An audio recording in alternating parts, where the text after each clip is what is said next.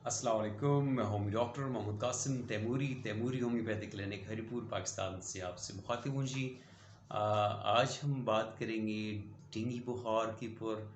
और बदकिस्मती से मैं ख़ुद डेंगू बुखार का शिकार रहा हूँ। अभी 2-3 दिन हुए मैं क्लिनिक दोबारा ज्वाइन किया है। मैं 2 हफ़्ते जो है बीमार रहा और इसके ऊपर मैंने बहुत अरसे से लिखता आ रहा हूँ, लेकिन अब पर्सनल एक्सपीरियंस भी इसमें शामिल हो चुका है। तो मैं सोचा कि आज जो है डेंगू बुखार के ऊपर जो है वो बात कर ली जाए तो ज़्यादा बेहतर रहेगा, और आपके साथ अपना एक एक्सपीरियंस जो है वो भी मैं शेयर कर सकता हूँ। तो डेंगू बुखार जो है जी, ये वैसे सालों पुराना एक बुखार है। तकरीबन 200 साल तक इसकी हिस्ट्री मिलती है और सालाना जो है मिलियंस के हिसाब से जो है लोग जो है इससे अफेक्टेड होते हैं।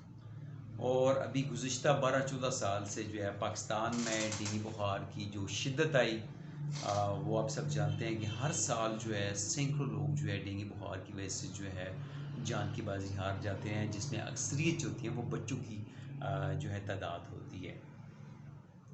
तो डेंगू बुखार जो है आप सब जानते हैं, क्योंकि एक इसकी अवेयरनेस कैंपेन जो है सालों से चलती आ रही है और हर बंदा जानता है कि डेंगू बुखार जो है जी, डेंगू के मच्छर के काटने से होता है।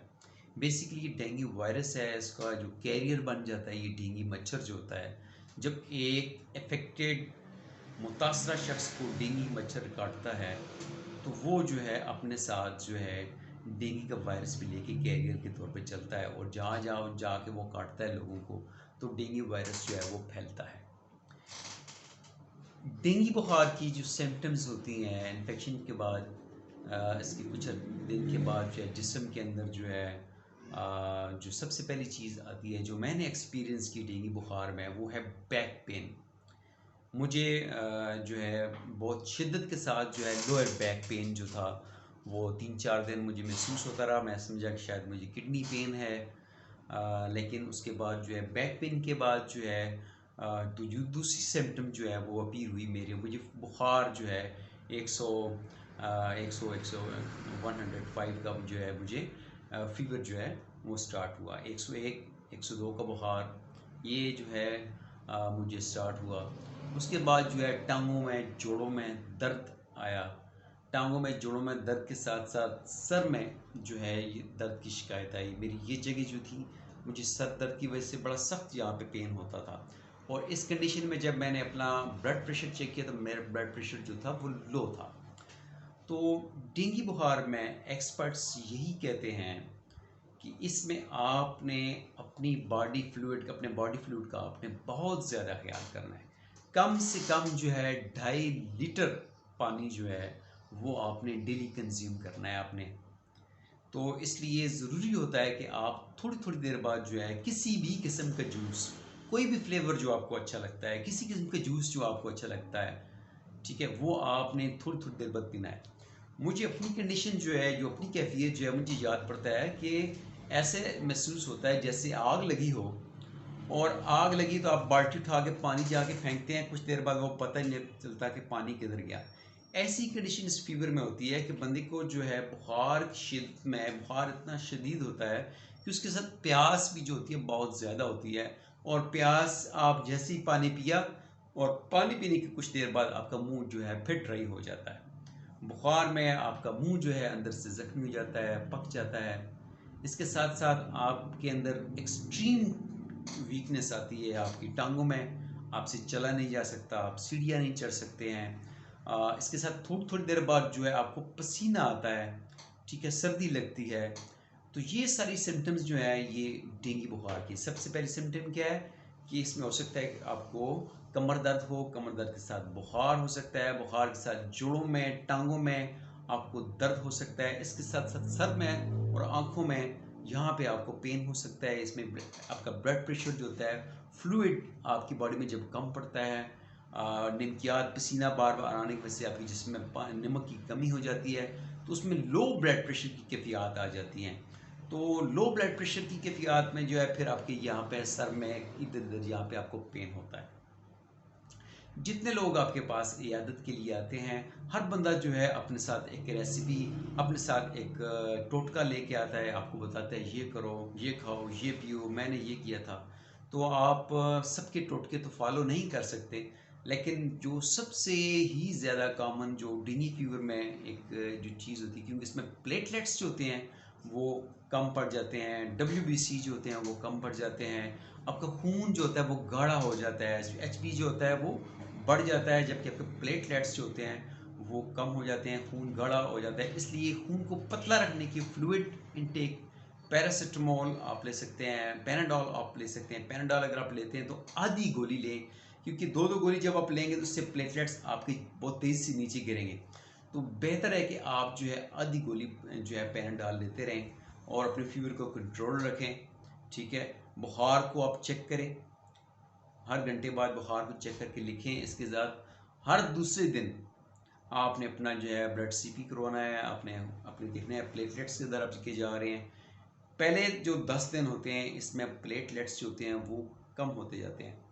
ठीक है, तो इसमें परेशान नहीं होना है। आपके प्लेटलेट्स जो है कम से कम जो प्लेटलेट्स आते हैं वो 80,000 50,000 तक आ जाते हैं। तो यहाँ से भी ये जो है रिवर्स वापस चलना जैसे ही शुरू हो गए तो आपके प्लेटलेट्स जो है दिन ब दिन वापस बढ़ना शुरू हो जाएंगे।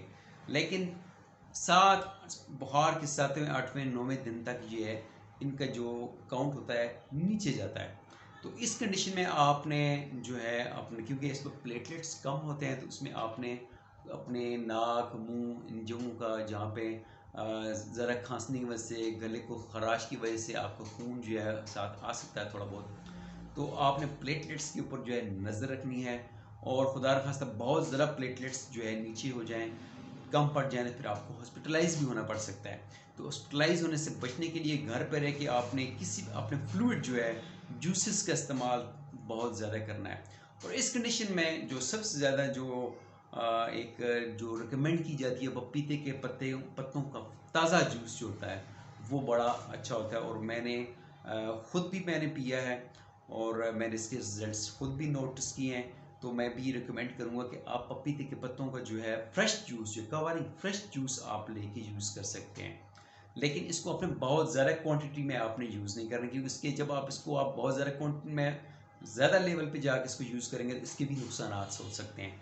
तो रोज़ाना 2-3 कप से ज़्यादा आपने पपीते का जो एक्सट्रैक्ट होता है, जूस होता है ताज़ा, वो आपने यूज़ नहीं करना। बस 2-3-4 कप काफ़ी है आपके लिए। इसके साथ आप दूसरे जूसेस जो होते हैं, अनार का जूस है, सेब का जूस है, वो आप सेब है, अनार है, जो भी आपके मौसम के फल हैं और उनका रस है वो आप इस्तेमाल कर सकते हैं। आप रूह अफ़ज़ा पी सकते हैं, जो भी आपको फ्लेवर अच्छा लगता है वो आप यूज़ कर सकते हैं।